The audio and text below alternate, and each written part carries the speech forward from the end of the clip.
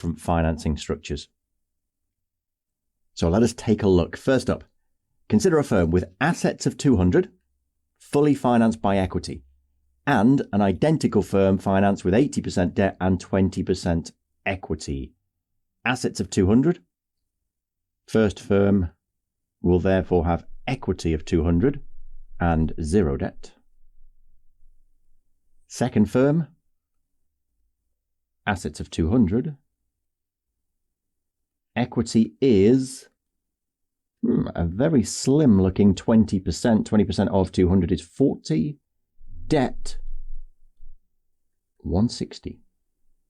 Assume both firms have revenue over a period.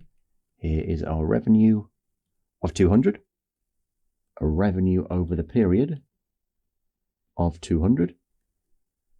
And non-debt operating expenses of 140.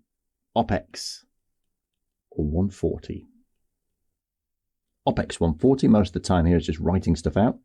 If we assume an interest rate of 20% for the period, so for the firm that has debt, it will obviously be relevant. 20% of 160.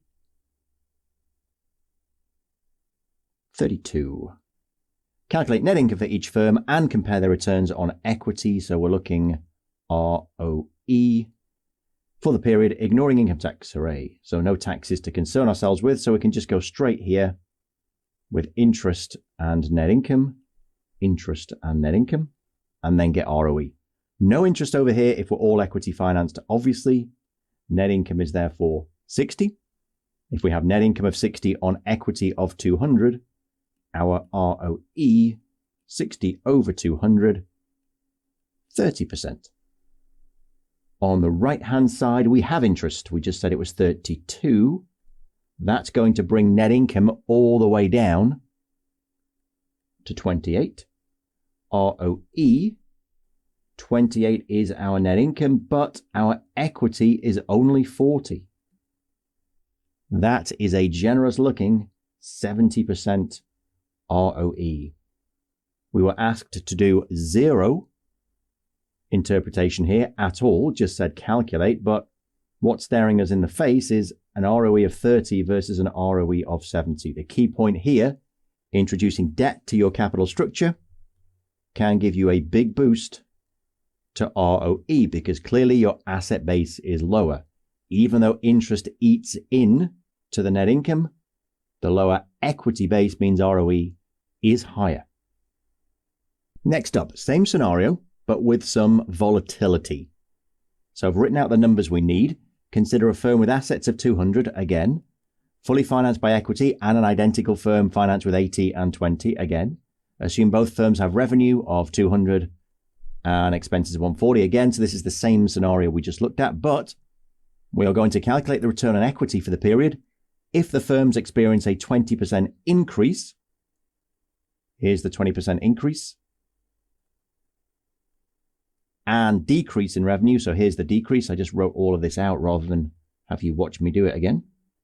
In revenue, assuming operating expenses remain unchanged. So we've assumed here, and we'll bear this in mind when we look at our conclusions, we've assumed here all those operating costs are fixed.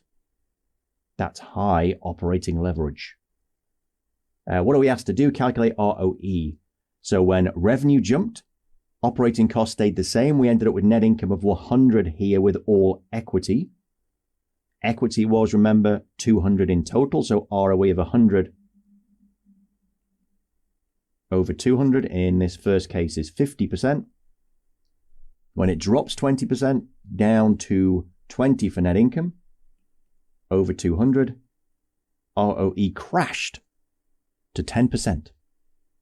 When we have 80% debt, now it gets fun. With the interest, our net income was only 68. But remember, with 80% debt, our equity base is only 40. 160 debt, only 40 equity funding those 200 of assets. 68 over 40, 170% ROE. Nice. I'm a big fan of debt at this point, but a 20% drop and we get down to a loss of 12. 12 over 40, That is negative 30%. Once again, we were not asked for any interpretation, but this is pretty standout. We got a range when we were fully equity financed of 50 to 10% in ROE, but a range of 170 to minus 30 when we had debt. Now, as I say, those results are exaggerated because we've got fully fixed operating costs. So you're seeing a combination there of both financial leverage and operating leverage. But it is still fairly eye-watering. And finally, for these numbers, we have the same all equity finance. So we're ignoring the 80-20 now. We are sticking with the all equity finance firm. So 200 of equity financing 200 of assets. They've just given us the breakdown in assets this time. Is considering its choices for financing a new investment in long-term assets of 40. It is going to add in assets of 40. Pertinent details in the firm's initial balance sheet are shown below. Well, I've just brought it across here. Revenue before the investment is 200. Okay. Operating expenses 140, so same again. And are expected to remain unchanged. Interest on new debt financing is 20. And the return on the new investment is 30%. So what are we looking at here? Long-term assets of 40 being added. Interest on new debt would be 20%. If we finance this with debt, 40 times 20%, that would give us interest of 8. The return on the new investment is 30%. Assets of 40, they're returning 30%. That would give us a revenue of 12. Calculate the ROE for the firm if it finances the investment with debt, new shares, cash on hand, and discuss. Finally, we're asked to discuss. Yay. So let's just track through the numbers, make sure they got them right. First up, we're going to calculate with debt, if it finances it with debt, which is the middle column here. Cash was 60. If we're financing with debt, we don't touch that cash. Other assets are 40. We don't touch those. Long-term assets are 100. We're adding in 40. They're going to go up to 140 via the issue of debt. We'll still have the 200 equity. We'll add in 40 of debt. Balance sheet still balances 240, 240. In the income statement, revenue for all three you can see here is 212. That is the initial 200 plus the 12, which came from the 30% return on assets of 40. So 212. Operating expenses unchanged at 140. So these are very, restrictive assumptions. Less that interest of 8, which we just calculated. Net income is 64. Total equity is still 200 because we issued debt. We didn't touch equity. 64 over 200. 32% is your ROE. That's debt. Issuing new shares. Cash is untouched. Other is untouched. Assets are 140. Equity has gone up to 240, obviously because we issued the 40 on top of the 200. Revenue 212. Expenses not changing. No interest. We didn't issue debt. That gives us net income of 72. Total equity is now 240. 72 over 240.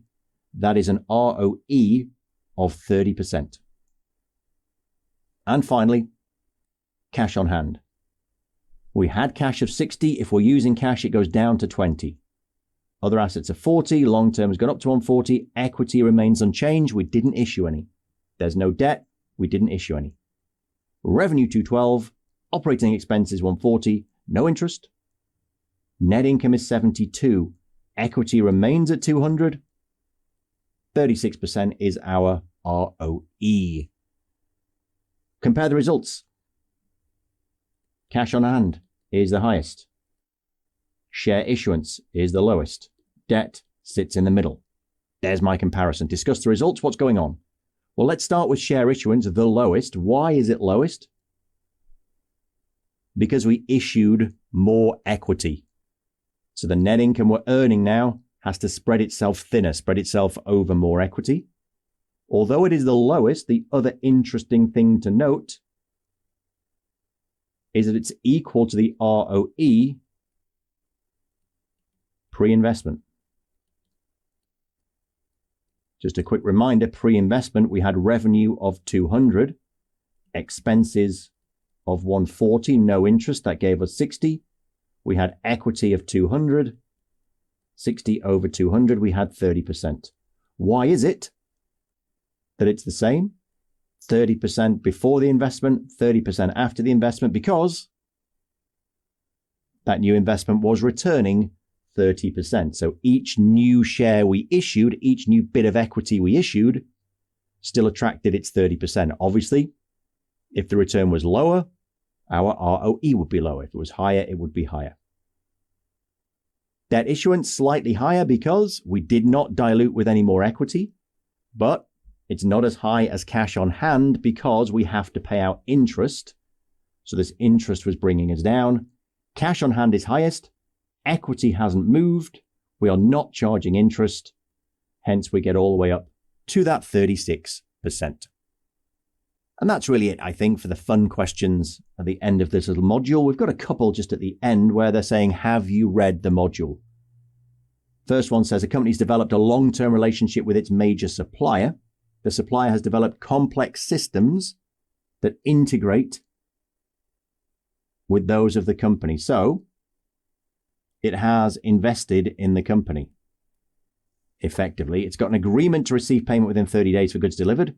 Discuss the supply stakeholder relationship with the firm. Well, it's invested in the firm, so it's got an interest. Well, I guess two sorts of interest. First of all, it's got an interest